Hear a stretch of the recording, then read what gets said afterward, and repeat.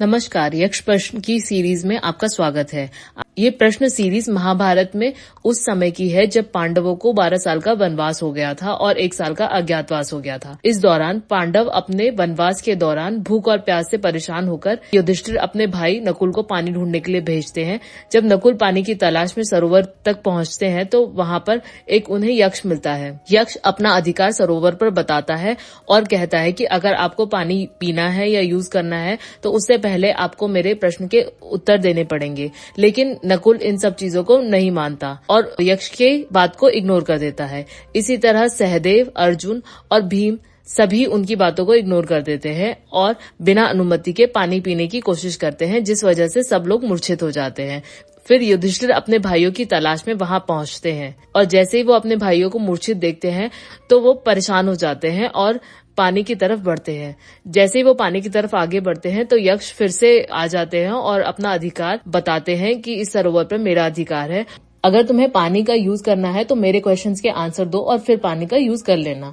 तब युधिष्ठिर ने कहा, कृपा करें और मुझे अपनी सरोवर का पानी यूज कर लेने दीजिए। मैं पानी के छींटे मारकर अपने भाइयों को जगाना चाहता हूँ। तब यक्ष ने कहा, मुझे अच्छा लगा कि कम से कम तुमने तो मेरी पानी यूज करने से पहले मेरी से परमिशन ली। युधिष्ठिर ने कहा कि किसी के अधिकार की वस्तु उसके बिना आज्ञा के ले लेना ये धर्म के विरुद्ध है। ऐसा मैं किसी भी सिचुएशन में नहीं कर सकता, इसलिए मुझे पानी ले लेने दीजिए। जानवर और इंसान में यही तो अंतर है। अंतर उनके बुद्धि और विवेक का है जो उन्हें सही और गलत का चुनाव कराता है। मनुष्य को अपने अधिकार की वस्तु को यूज करने का अधिकार है, लेकिन किसी दूसरे की वस्तु को यूज करने का नहीं। और अगर करना भी पड़े तो उसकी आज्ञा लेकर ही करना चाहिए, चाहे वस्तु कितनी भी छोटी हो। तभी युधिष्ठिर ने कहा, मैं आपके सभी क्वेश्चंस के आंसर दूंगा, लेकिन क्या आप उत्तर में मेरे भाइयों के प्राण बचा सकते हैं? तब यक्ष ने कहा कि ये तुम्हारे आंसर्स पर डिपेंड करेगा। अगर मैं तुम्हारे आंसर से कन्विंस हो गया तो मैं जरूर उनके प्राण बचाऊंगा। युधिष्ठिर ने कहा, ठीक है,